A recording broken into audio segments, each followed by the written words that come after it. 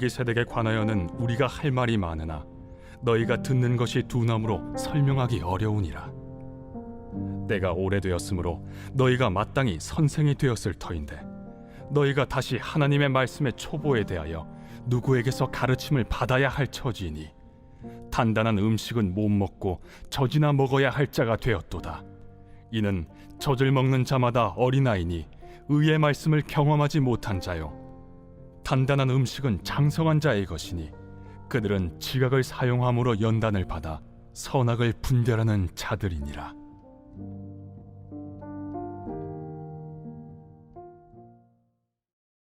제 6장. 그러므로 우리가 그리스도의 도의 초보를 버리고 죽은 행실을 회개함과 하나님께 대한 신앙과 세례들과 안수와 죽은 자의 부활과 영원한 심판에 관한 교훈의 털을 다시 닦지 말고 완전한 대로 나아갈지니라. 하나님께서 허락하시면 우리가 이것을 하리라. 한번 빛을 받고 하늘의 은사를 맛보고 성령에 참여한 바 되고 하나님의 선한 말씀과 내세의 능력을 맛보고도 타락한 자들은 다시 새롭게 하여 회개하게 할 수 없나니, 이는 그들이 하나님의 아들을 다시 십자가에 못 박아 드러내놓고 욕되게 함이라. 땅이 그 위에 자주 내리는 비를 흡수하여 박간한 자들이 쓰기에 합당한 채소를 내면 하나님께 복을 받고, 만일 가시와 엉겅퀴를 내면 버림을 당하고 저주함에 가까워 그 마지막은 불사름이 되리라. 할렐루야. 오늘 하나님의 말씀은 히브리서 5장 11절부터 6장 8절까지 말씀입니다. 오늘 말씀의 제목은 말씀이 삶이 되어입니다. 몇 주 전에 저는 페이스북에서 재미있는 글을 하나 접했습니다. 이단의 주요 섭외 대상, 그 타겟이라는 쪽지 하나가 올라왔는데요. 그것은 어떤 이단 단체에서 우리나라의 전도 대상 1순위부터 3순위까지 뽑아놓은 메모였습니다. 1순위는요, 바로 전도 대상자, 잘 넘어오는 대상, 이렇게 표현되어 있고요. 2순위부터는 난이도가 올라갑니다. 제대로 포교하지 않으면 넘어오지 않는 대상, 이 정도가 2순위가 되고요. 마지막 3순위는 정말 잘 안 넘어오는 대상, 전도 대상이 아니라 포기해야 되는 대상, 이런 거였습니다. 그중 3순위가 재미있게도 다른 이단들입니다. 다른 이단들을 건들지 말아라, 그들은 잘 안 넘어온다, 이렇게 적혀 있더라고요. 나머지는 1, 2순위는 우리나라 기성교단들을 이렇게 분류해놨어요. 근데 더 재미있는 것은요, 3순위를 넘어선 절대 포섭 제외 대상이 하나 있었는데 궁핍자였습니다. 사실 복음은요, 결핍이 있고 마음에 소망이 없는 자들을 향해 더 초점이 잡혀 있는데요, 이단의 방향성이 여기서 보여요. 뭔가 뜯어내야 되니까, 그러니까 결핍이 있는 사람들을 건드리지 않습니다. 특히 물질적인 부분에서 부족한 사람들은요, 포섭 대상 제외예요. 참 어떤 의미에선 서글펐습니다. 야, 가난하면 이단도 외면하는구나, 이런 생각에 웃었죠.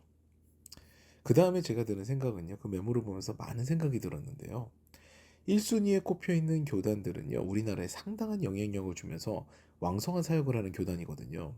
그런데 그들이 오히려 그 이단 단체에 제일 많이 넘어갔다는 것이죠. 이 메모를 링크하면서 글을 쓰신 목사님께서는요, 이런 말씀을 남기셨습니다. 창피하지만 현실, 그러니까 자신이 속한 교단이 1순위라는 이야기겠죠. 그러니까 다른 교단 목사님 설교는 그래도 성경 이야기를 하는데 우리 교단은 설교의 예화가 80%다. 체계적인 성경 공부를 안 가르친다. 그러니 쉬운 먹잇감이 된다. 성경을 제대로 보고 알아야 된다는 것이죠.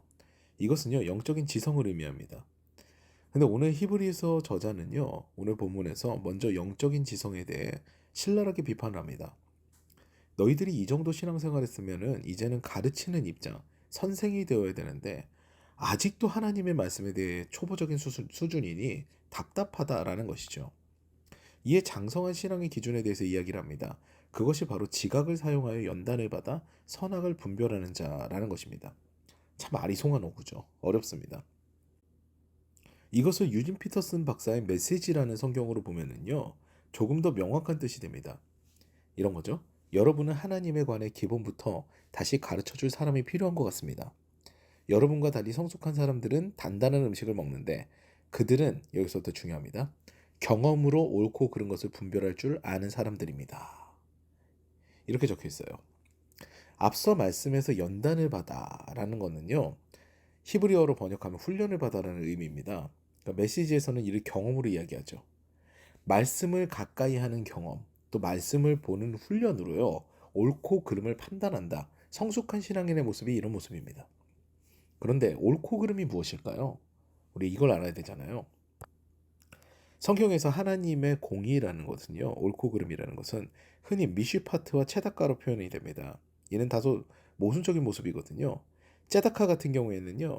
윤리적인 의를 이야기하는데요. 이는 하나님의 은혜로 연결이 되어서 후에는 자비와 은혜로 인식이 됩니다. 미슈파트 같은 경우에는 심판의 성격이 강해서요. 하나님께서 세상을 올바르게 심판하시는 것이 의라 이런 의미를 가진다라고 봅니다. 요컨대 사랑을 베풀기를 원하시는 것도 하나님의 의이고요. 올바르게 정의를 세우는 것도 하나님의 의입니다. 이것이 상황마다 다르기 때문에요. 우리는 말씀을 통해 하나님의 공의를 잘 이해해야 하는 것이죠. 선악간의 분별이 바로 이 말씀을 이렇게 말씀을 보는 훈련에서 비롯됩니다. 그런데 그 다음 말씀에서 또 반전이 일어납니다. 6가지의 신앙의 기초적인 부분이 등장하는데요. 면면이 따져보면 기초가 아니에요.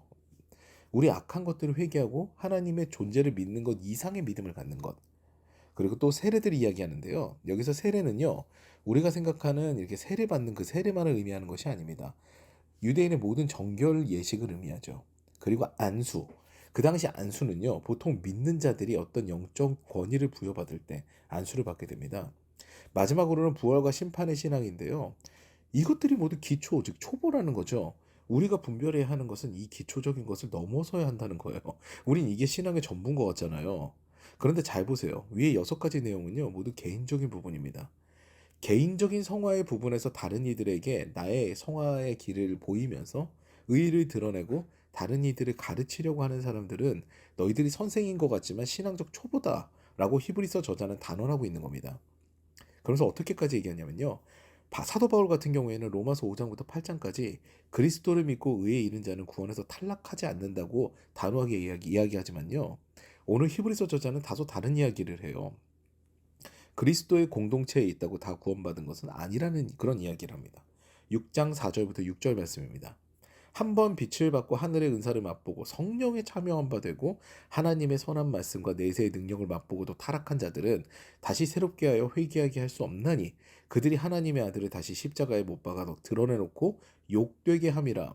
도대체 어떤 행위를 보고 히브리서 저자는요. 이런 행동을 하는 자들은 천국에 못 들어간다. 하나님의 나라에 들어가지 못한다. 구원을 받을 수 없다. 라고 단언할까요? 어제 말씀을 보시면요. 유대의 전통에 대한 이해로 교회를 공격하는 이들의 은유가 드러납니다. 아론의 제사장직이 불변인데 어떻게 예수가 대제사장이 되느냐? 예수가 어떻게 구원자가 되느냐라는 이들은요. 복음에 관한 이해가 없다라는 거죠. 예수 그리스도로 인해 은혜를 경험했는데 어떻게 예수를 부정하며 전통을 따르는 일을 하느냐? 너희들은 원래부터 구원의 은혜 아래 없었다.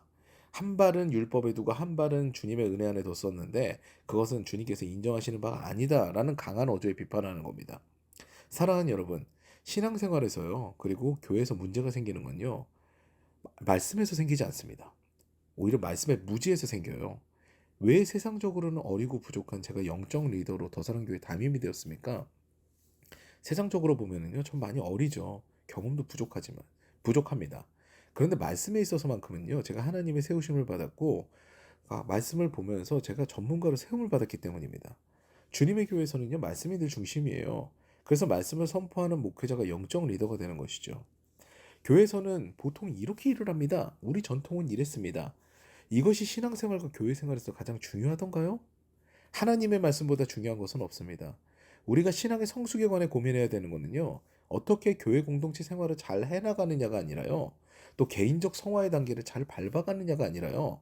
하나님의 말씀이 내 삶에서 얼마나 실현되는가를 고민해야 되는 겁니다. 그것을 내가 잘 모르니 교회 와서 목회자들이 성경을 가르치는 것을 듣고 깨달아 알고 그대로 살려고 애를 쓰는 것이 신앙생활인 거죠. 제가 이전 교회에 있었을 때 연세대학교에 김영석 교수님을 강사로 섭외한 적이 있었습니다.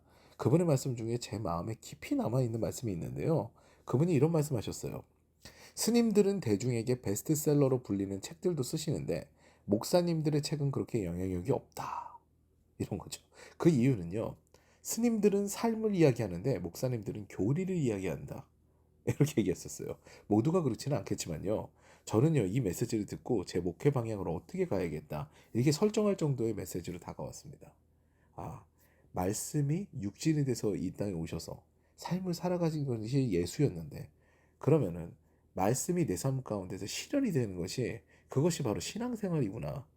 나는 그렇게 목회를 해야겠다 생각을 한 거죠. 사랑하는 여러분, 신앙의 성숙은요, 오늘 결론적으로 말씀드리면 하나님의 말씀이 내 삶으로 실현되는 것을 의미합니다. 앞서 말씀드린 제다카와 미슈파트가 삶에서 실현이 되는데요. 하나님의 사랑으로 이웃을 사랑하며 자비를 베푸는 공의와 내 삶에서 악함을 제하고 공동체에서 선을 추구하는 정의가 말씀을 통해 내 삶에서 실현이 되는 것이 신앙적 성숙으로 나아가는 겁니다. 보통 저희 새벽 예배 때는 교회 리더분들이 나오시는데요. 물론 이미 단단한 음식을 드시고 계시겠지요. 그런데 더욱 권면의 말씀을 드립니다. 하나님의 말씀을 사모하여서요. 그 말씀 안에 거하고 그 말씀을 더욱더 날마다 배워가면서 내 인간적인 경험보다는 하나님의 말씀에 비추어서 내 삶으로 주님의 향기가 드러나는 그런 여러분 되시기를 축복합니다. 아울러 오늘 예배하는 모든 이들에게도 이런 동일한 은혜가 임하시기를 주님의 이름으로 축원합니다.